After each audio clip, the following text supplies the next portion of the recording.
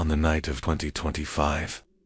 Paramedic Natalie Mercer responded to a 911 call from a forested property 30 miles outside Asheville, North Carolina.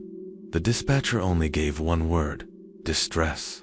The location was marked as 123 Bone Creek Road, but the address hadn't existed in county records for decades. She found the house down a dirt path, barely wide enough for her ambulance. The building looked like it had grown there, wood-fused, with roots. Windows warped into twisted shapes. A single porch light flickered. The front door creaked open by itself. Inside, no patient, only a woman's body, kneeling in the kitchen. Alive, now valve, gaping eyes, bleeding, her lips twitched. She began to vomit slowly out.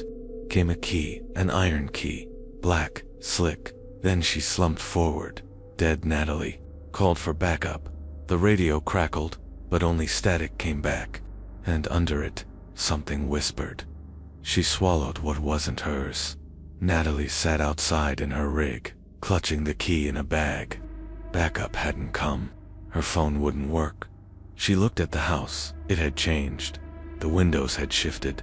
Now they resembled eyes, narrow, wet, red-rimmed dot, and they were staring at her. She should have left, but something told her she couldn't not. Without looking deeper, she went back in. The woman's body was gone. Bloodstains still marked the floor, dragged away. A trail of teeth led down a hallway. Each tooth was cracked. Some were baby teeth, some were animal. Natalie followed them. The hallway stretched longer than it should have, 10 feet. 20.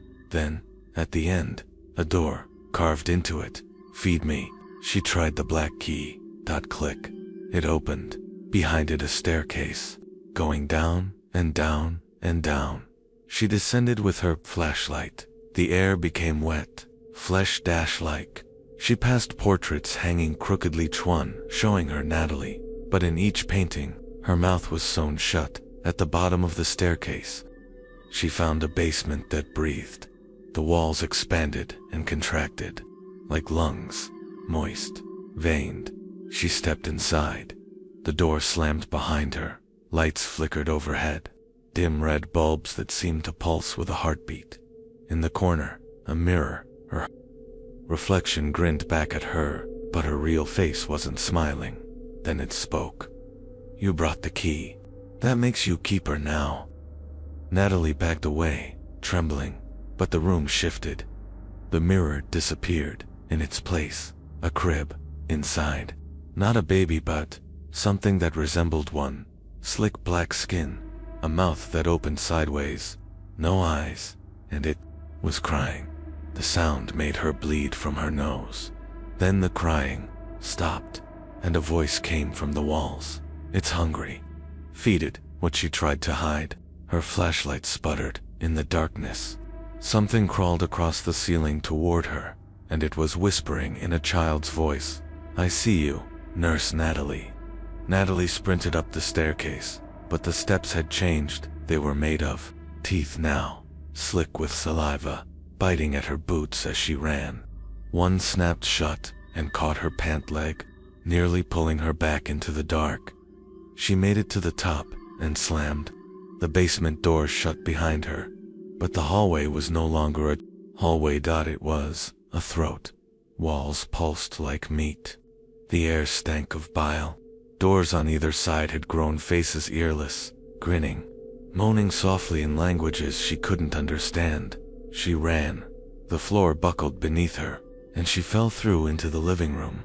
She woke to silence. All the lights were off. In the fireplace, something was burning, not wood, but hair. A stack of old medical documents lay nearby, charred and half legible.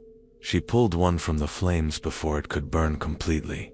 It read, Mercer, Natalie, subject number 14, birth date, redacted, function, vessel.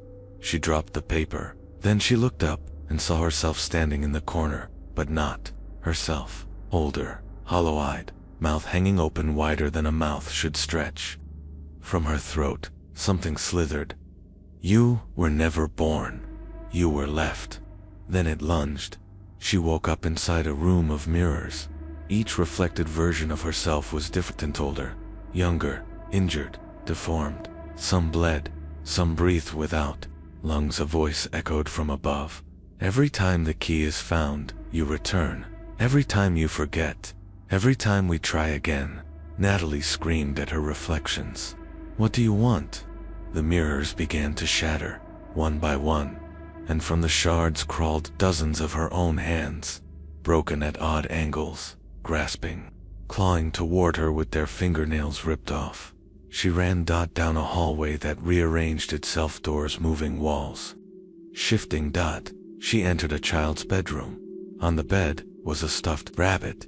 Its eyes moved, its mouth opened, and it said, "The house has chosen you. It only opens for those it remembers."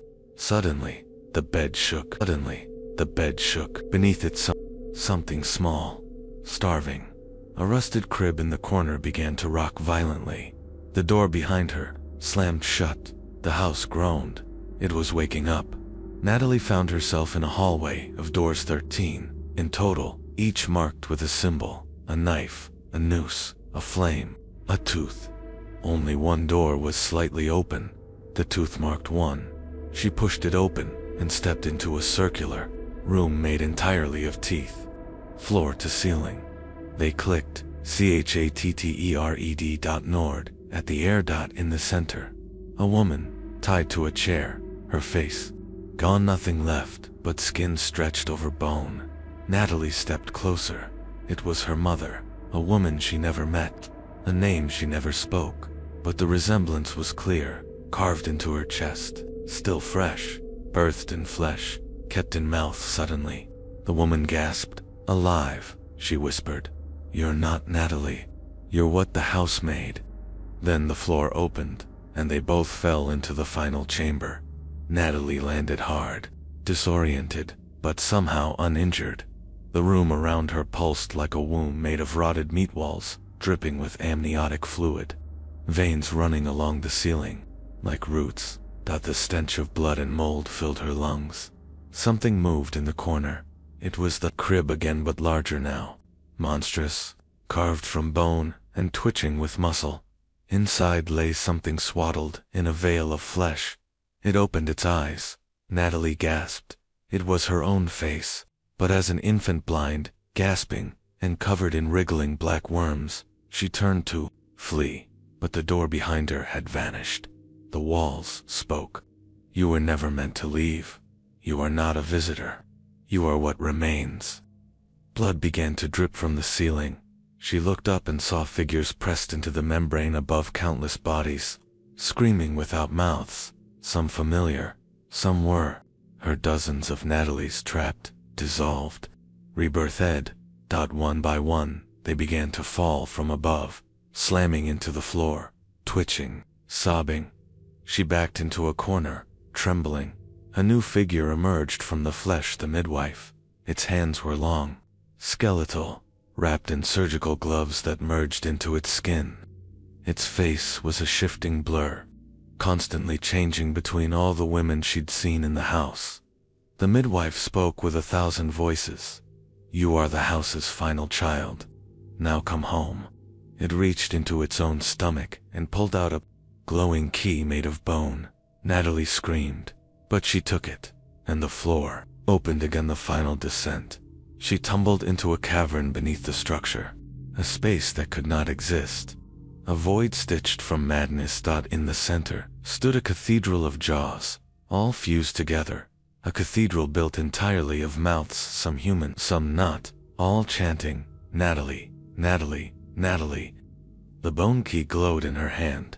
She stepped forward, shaking. The cathedral opened for her, its great mandibles grinding like rusted gears. Inside were rows of pews made of spines. At the altar stood herself, older, robed in blood, smiling with rows of teeth lining her throat. "You've made it home. We have been so hungry for you." The robed version of Natalie opened her arms. Behind her, a massive heart beat against the far wall fused to it, pierced with nails, beating for the house. Natalie fell to her knees. "You were never lost. You were birthed by this place, created by grief, fed by memory. The house is your womb and your tomb. Suddenly, the house shuddered violently. The ceiling cracked open. From the world above, firelight poured in torches, a scream, a siren, and from the breach, a voice Natalie remembered. From her real life, Natalie, if you can hear me. It was the voice of her brother, Samuel.alive.real. Searching for her. She ran. The robed Natalie shrieked and lunged, transforming mid-stride, her skin tearing away, revealing a creature of teeth, umbilical cords, and eyes stitched across its chest. Natalie climbed the jagged path up the throat of the cathedral, the walls now collapsing behind her. Screaming versions of herself were burning, reaching out, pleading to be saved.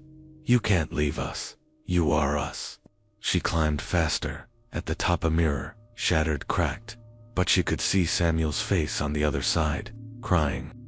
Reaching through, she lifted the bone key and stabbed it into her own chest. Everything froze. A howl erupted from the foundation of the house, howl not of pain, but of birth reversed. The cathedral screamed, the house folded inward, reality tore, and Natalie was pulled to Palog. Empty lot, July 23, 2025, Raven, Connecticut. Samuel Mercer stood staring at the vacant lot where the house once stood. It was empty. Now just dirt and silence. No records of the property remained, but Samuel remembered, and in his hand, he held something they'd found buried in the basement before it collapsed. A charred photo of a little girl holding a rabbit, on the back, written in an uneven hand. She opens her eyes next time.